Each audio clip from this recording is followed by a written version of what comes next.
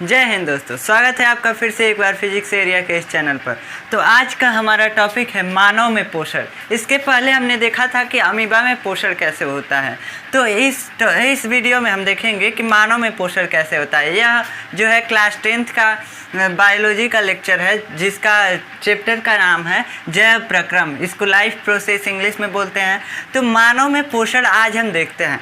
तो उसमें हम देख रहे थे अमीबा में कि एक कोशिका थी, इसके वजह से उसमें जो अंतर्ग्रहण है उसी कोशिका के द्वारा हो रहा था, उसी कोशिका के द्वारा पाचन हो रहा था, उसी कोशिका के द्वारा अवशोषण और उसी कोशिका के द्वारा सांघीकरण, मतलब सब कुछ उसी कोशिका के द्वारा ही हो रहा था। क्यों उसी कोशिका के द्वारा हो रहा था? क्योंकि उसी कोशिका में सब होना था, क्योंकि एक ही कोशिका से बना हुआ था अमीबा। लेकिन जो मानव होता है, हम लोग होते हैं, वो बहुकोशिकीय होते हैं, मतलब बहुत सारे कोशिकाओं से मिलकर बने होते हैं। लेकिन हमको अपनी कोशिकाएं दिखती नहीं है आँखों से। ना अमीबा की कोशिकाएं हम देख सकते थे क्योंकि वो बहुत छोटा था, लेकिन जो मनुष्य की कोशिकाएं हैं उसको भी हम नहीं देख सकते हैं। ये बहुत छोटी छोटी होती है, मतलब कि एक उंगली अगर आप अपने शरीर पे रखेंगे तो उस उंगली के रखने जितना सतह पे लगभग लाखों कोशिकाएं होंगी, मतलब बहुत ज़्यादा मात्रा में कोशिकाएं हैं, बहुत छोटी छोटी कोशिकाएं हैं। तो ऐसे हम अगर भोजन को उन कोशिकाओं के पास पहुंचाएं तो क्या होगा? उन कोशिकाओं के पास भोजन पहुंच पाएगा? कोशिका इतनी छोटी छोटी कि हमको दिख ही नहीं रहा, और भोजन हम खाते हैं इतना बड़ा बड़ा टुकड़ा। अगर उसको दांत से पीसते भी हैं तो क्या होता है? कुचते हैं तो भी वो बहुत बड़ा ही रहता है, मतलब कोशिका में घुलने लायक नहीं रहता है। कोशिका इतनी छोटी छोटी रहती है। क्या आप भोजन के टुकड़े को उतना छोटा छोटा खाते हैं?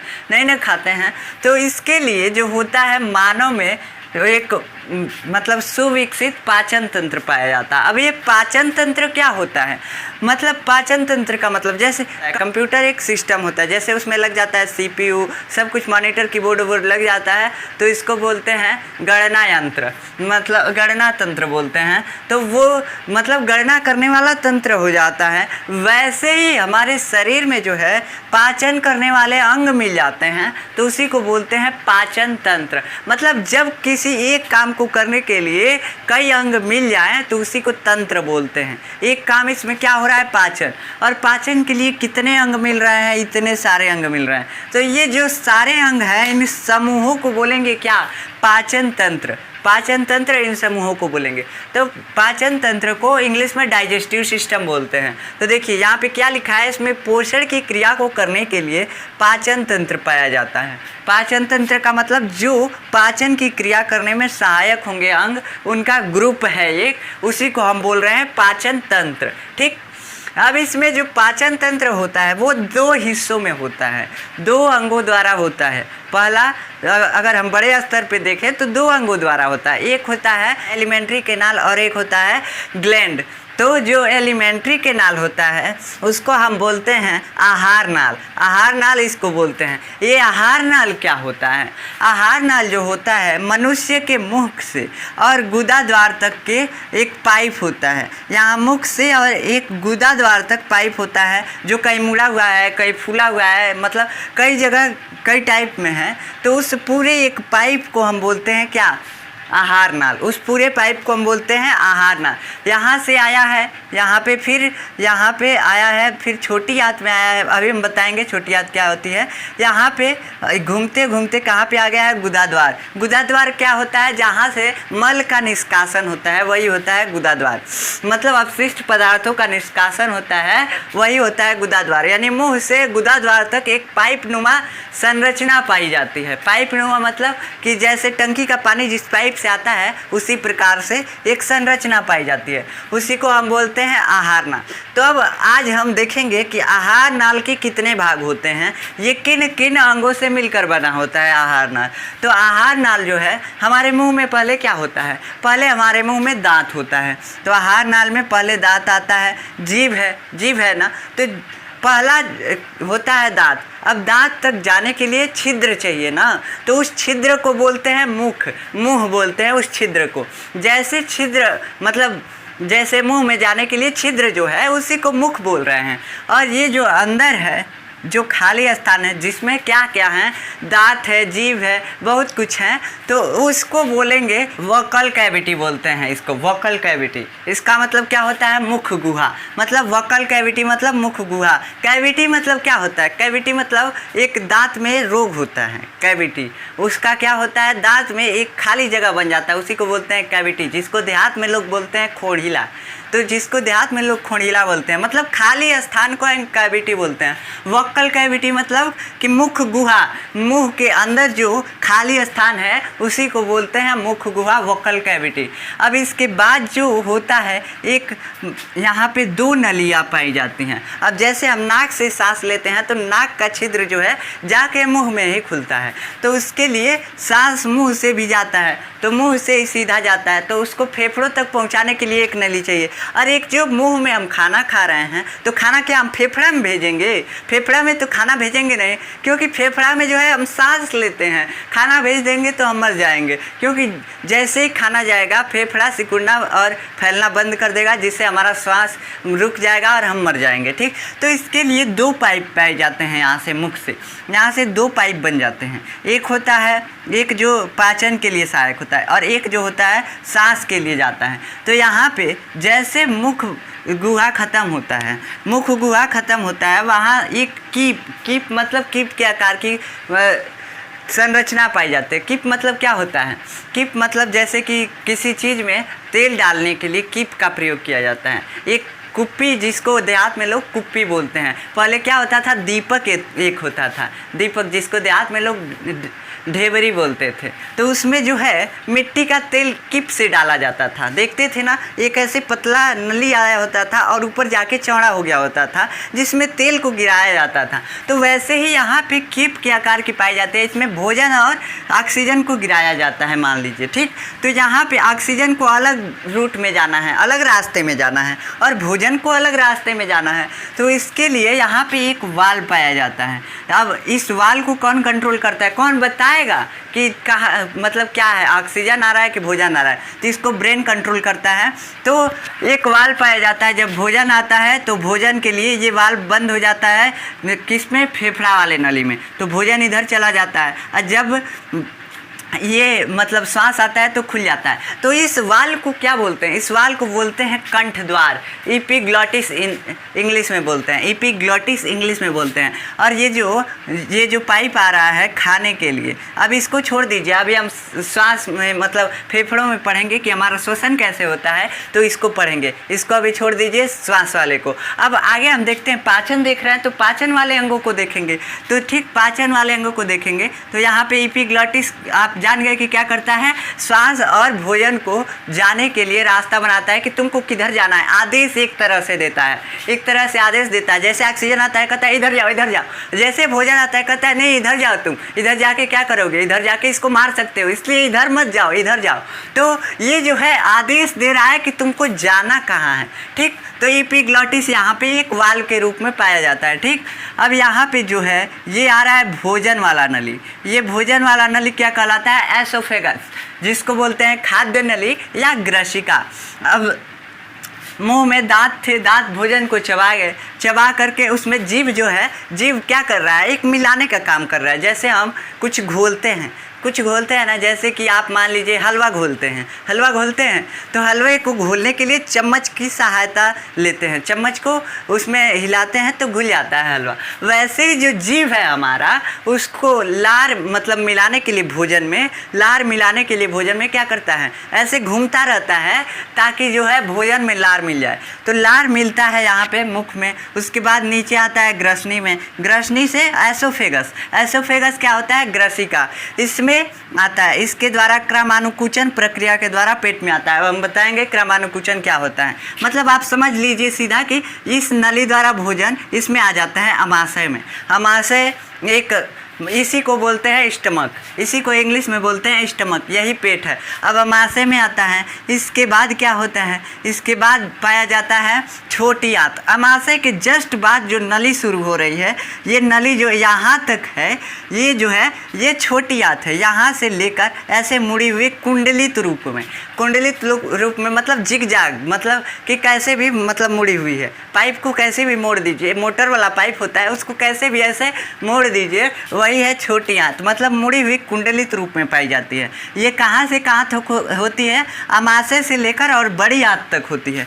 लेकिन जैसे अमाशय से निकलती है और जहाँ घुमावदार, थोड़ा घुमावदार टाइप में होती है, सी के आकार की, सी के आकार की दिख रही है ना, यहाँ इसको बोलते हैं ग्रहणी। ग्रहणी मतलब, ग्रहणी इसको क्यों कहा गया, क्योंकि ये जो है पेट से भोजन ग्रहण कर रहा है। ग्रहण करना मतलब ले रहा है, तो ले रहा है इसीलिए ग्रहणी, ग्रहण करने वाला ग्रहणी। सी के आकार का जो पाया जा रहा है वो ग्रहणी है, भोजन को पेट से ग्रहण कर रहा है इसलिए ग्रहणी।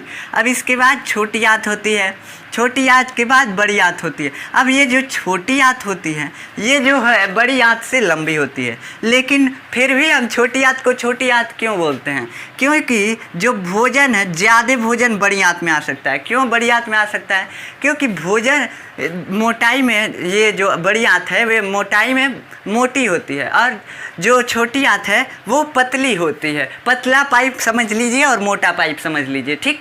तो ये जो है, जो छोटी आंत है ये पतली होती है और बड़ी आंत मोटी होती है। तो इसमें छोटी आंत में आप समझ गए होंगे कि कम भोजन आएगा, इसलिए इसमें कम भोजन आएगा, इसमें ज़्यादा भोजन आएगा। आपको लग रहा है ऐसा देखकर ना, तो इसलिए इसको बड़ी आंत बोलते हैं और इसको छोटी आंत बोलते हैं। अब ये जो छोटी आंत आती है, मुड़ मुड़ कर आती है, उसके बाद बड़ी आंत में मिलती है। तो बड़ी आंत में जिस जगह पर मिलती है, जैसे किसी पाइप को जोड़ा जा रहा है, उस जोड़ को क्या बोलते हैं, ज्वाइंट बोलते हैं, ज्वाइंट बोलते हैं ना। वैसे जैसे ये छोटी आंत बड़ी आंत में जुड़ी, इसको बोल देते हैं सिकम। इसको इंग्लिश में भी सिकम बोलते हैं, मतलब जहाँ जुड़ी होती है उसको बोल देते हैं सिकम। अब ये बड़ी आंत है, बड़ी आंत ऐसे पाई जाती है, ऐसे जाती है। फिर यहाँ पे मलाशय होता है। मलाशय क्या होता है, जो भोजन पचने के बाद अपशिष्ट पदार्थ होता है वो यहीं पे आता है पहले, और इसके बाद होता है गुदाद्वार। गुदाद्वार क्या करता है, जो अपशिष्ट पदार्थ हैं उसको बाहर निकालने का काम करता है। तो ऐसे हम कहानी के रूप में इसको समझ गए क्या क्या होता है। पहले भोजन जाता है मुंह में, तो अंतर्ग्रहण तो हम सब जानते हैं कि अंतर्ग्रहण मनुष्य में मुंह द्वारा ही होगा। तो इसको तो इसीलिए मैंने नहीं लिखवाया है कि आप लोग तो समझदार हैं कि अंतर्ग्रहण जो होता है मुंह द्वारा होता है। मुंह से ही तो आप भोजन ग्रहण करते हैं, क्या कान से ग्रहण करते हैं, नहीं ना। तो इसलिए जो होता है अंतर्ग्रहण वो मुख से होता है। अब इसके बाद अंतर्ग्रहण के बाद क्या होता है, दांत पाया जाता है, जीभ पाया जाता है। दांत क्या करता है, कुचने का काम करता है, चबाने का काम करता है, भोजन को छोटे छोटे टुकड़ों में तोड़ने का काम करता है। उसके बाद ये एसोफेगस है। एसोफेगस ये है जो 25 सेंटीमीटर लंबा होता है, और इस पूरे आहार नाल की लंबाई आप याद कर लीजिएगा 8 मीटर तक होती है। पूरे आहार नाल की लंबाई कहाँ से कहाँ तक, मुख से लेकर और गुदाद्वार तक पूरा आहार नाल जो होता है वो कितना मीटर लंबा होता है, 7 से 8 मीटर लंबा लगभग होता है। लगभग में बताया जा सकता है। जो आहार नाल है यहाँ से यहाँ तक, ये 7 से 8 मीटर तक लंबा पाया जाता है। अब इसके बाद जो है मुख के बाद ग्रसनी पाई जाती है। ग्रसनी मैंने बता दिया क्या होता है। ये जो है ये दोनों मतलब दोनों रास्तों में खुलती है, एक श्वास वाले रास्ते में भी खुलती है और भोजन वाले रास्ते में भी खुलती है। अब ये सुनिश्चित करता है एपिग्लॉटिस कि भोजन आया है कि सांस आया है, तो उसके अनुसार भेजता है अपने अपने जगह पे उसको। तो जैसे यहाँ पे आई, ऐसे भोजन आ गया एसोफेगस में। एसोफेगस मतलब खाद्य नली, जिसमें खाना आता है उसको क्या बोलते हैं, खाद्य नली या ग्रसिका। इसका दो नाम है, खाद्य नली या ग्रसिका। तो इसमें भोजन आता है। फिर इसके बाद जो होता है पेट में आता है अमाशय, जिसको अमाशय बोलते हैं, स्टमक, ठीक। अमाशय में कुछ पाचन होता है। उसके बाद ग्रहणी में चला जाता है। ग्रहणी सी के आकार की होती है। ग्रहणी इसको क्यों बोलते हैं, क्योंकि जैसे ही पेट से ये भोजन ग्रहण करती है तो इसलिए इसको ग्रहणी बोलते हैं। अब इसके बाद क्या होता है, इसके बाद छोटी आंत होती है। छोटी आंत कुंडलित रूप में पाई जाती है, मतलब मुड़ी हुई पाई जाती है। उसके बाद बड़ी आंत से जहाँ छोटी आंत जुड़ती है उसको बोलते हैं सिकम। और उसके बाद जो बड़ी आंत लास्ट में होता है उसको मलाशय बोलते हैं। यहाँ मल एकत्र होता है और उसके बाद गुदा द्वारा मल बाहर निकल जाता है, निष्कासित कर दिया जाता है शरीर से। अब कृमि रूपी परिशेषिका यहाँ पे आपको दिख रही होगी, ये क्या होती है? ये इसका कोई काम नहीं होता है। कृमि रूपी परिशेषिका इसको बोलते हैं अपेंडिक्स, इंग्लिश में क्या बोलते हैं? अपेंडिक्स। इसका कोई काम नहीं होता है। ये जो पहले लोग मतलब हमारे पूर्वज जो थे मतलब हजारों वर्ष पहले वो कुछ घास खाते थे, तो उस घास को पचाने के लिए ये जो है ये क्या कहलाता है? कृमि रूपी परिशेषिका ये पाचन का काम करता था। तो ये कृमि रूपी परिशेषिका को अवशेषी अंग कहते हैं। जो हमारे शरीर में काम लायक नहीं होता है उसको अवशेषी अंग कहते हैं, मतलब ये काम नहीं कर रहा है। ठीक, तो इतना समझ में आ गया कि आहार नाल क्या होता है। समझ में आया ना कि मुख होता है, ग्रसनी होता है, उसके बाद खाद्य नली होता है, अमाशय होता है, ग्रहणी होता है। ग्रहणी किसका भाग है? ग्रहणी जो है ये छोटी आंत का ही एक भाग है। छोटी आंत में ही एक होता है सी के आकार का, उसी को ग्रहणी बोलते हैं। इसको मतलब कि हाईलाइट करने के लिए ग्रहणी बोला जाता है, ताकि यहाँ पे जो होता है ज़्यादातर पाचन यहीं पे होता है, इसलिए इसको हाईलाइट किया जाता है, दिखाया जाता है कि हाँ यहाँ पे पाचन हो रहा है, इसलिए इसका नाम रख दिया गया है अलग से ग्रहणी। ये जो है ये छोटी आंत ही है। ठीक, इसके बाद जो है छोटी आंत के बाद बड़ी आंत पाई जाती है मलाशय गुदाद्वार। ये समझ में आ गया आपको। ठीक, अब ये ग्रंथियाँ क्या क्या हैं ये देख लीजिए। ये लार ग्रंथि जो होती है 3 पाई जाती है इधर और 3 इधर। कहाँ कहाँ पाई जाती है? एक जीभ के नीचे, यहाँ पे जस्ट जीभ के नीचे पाई जाएगी, एक इसके जस्ट बाद तुरंत यहाँ पे पाई जाएगी, और एक जो होती है ग्रसनी के जस्ट ऊपर पाई जाती है। ग्रसनी के जस्ट ऊपर ऊपरी जबड़े में एक ग्रंथि पाई जाती है। अब ग्रंथियाँ क्या करती हैं? जैसे अमीबा में पोषण हो रहा था तो उसमें पाचन हो रहा था, तो एंजाइम जो है कोशिकाएँ छोड़ दे रही थी। ठीक, अब इसमें क्या होगा? अब इसमें तो एंजाइम छोड़ने के लिए कोशिकाओं में पाचन हो ही नहीं रहा है, ये तो अलग से दे दिया है पाचन करने के लिए। अब अलग अलग हम कोशिकाओं में पाचन करा नहीं सकते, इसलिए अलग से एक सिस्टम बना दिया गया है कि पाचन इसी में होगा। तो इसमें पाचन करने के लिए एंजाइम की ज़रूरत पड़ेगी, तो एंजाइम कहाँ से आएगा? तो वो सभी एंजाइमों के लिए जो है ग्रंथियाँ पाई जाती हैं इस पूरे फूड पाइप में, मतलब कि एलिमेंट्री कैनाल में, सीधा कर सकते हैं एलिमेंट्री कैनाल में, आहार नाल में क्या पाया जाता है? पूरा ग्रंथियाँ पाई जाती हैं कि जो भोजन है उसमें अभिक्रिया तेज की जा सके। पाचन क्या है? एक अभिक्रिया है, तो उस पाचन को तेज किया जा सके। तो ये जो है लार ग्रंथियाँ ये भी पाचन का काम करती हैं। इसमें से कुछ एंजाइम निकलता है जो पाचन कराता है। यहाँ पे कुछ पेट में जो है मतलब अमाशय में जो है कुछ ग्रंथियाँ पाई जाती हैं। ये लीवर जो है यकृत, ये क्या होता है? ये मनुष्य के सबसे बड़ा मतलब ग्रंथि होता है। मनुष्य के शरीर में सबसे बड़ा ग्रंथि होता है, सबसे बड़ा। तो यहाँ पे जो ग्रंथि है ये जो है ये भी कुछ एंजाइम छोड़ता है। इसमें एक छोटी सी थैली होती है, उसको पित्ताशय बोलते हैं। आप बताएंगे पित्ताशय का क्या काम होता है? ये जो एंजाइम बनाता है वो एंजाइम बनाता है तो ये रख लेता है, फिर काम पड़ने पे ही छोड़ता है। ठीक, तो यही इसका काम होता है पित्ताशय का। ठीक, अब पित्ताशय यहाँ अग्नाशय ये भी एंजाइम छोड़ता है। छोटी आंत में भी कुछ ग्रंथियाँ पाई जाती हैं जो एंजाइम छोड़ती हैं, इसकी दीवारों में पाई जाती हैं। दीवार मतलब जैसे ये पाइप है तो ये इसकी दीवार है, तो इसमें कुछ ग्रंथियाँ पाई जाती हैं एंजाइम छोड़ने के लिए कि पाचन हो सके। ठीक, तो इतने भाग हो गए। ये आपको समझ में आया होगा कि ये क्या क्या होते हैं, मनुष्य में क्या क्या मिलते हैं अंग।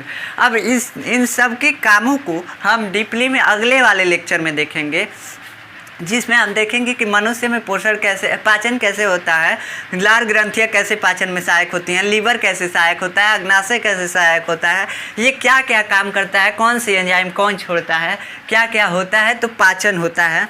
तो ये सब हम अगले लेक्चर में देखेंगे। अब आहार नाल के भाग ये आपको दिख रहे होंगे। आहार नाल के भाग क्या क्या होते हैं? मुख व मुख गुहा। मुख क्या होता है? जो छिद्र होता है वही मुख होता है, और मुख गुहा क्या होता है? जो मुंह में खाली स्थान होता है वही मुख गुहा कहलाता है।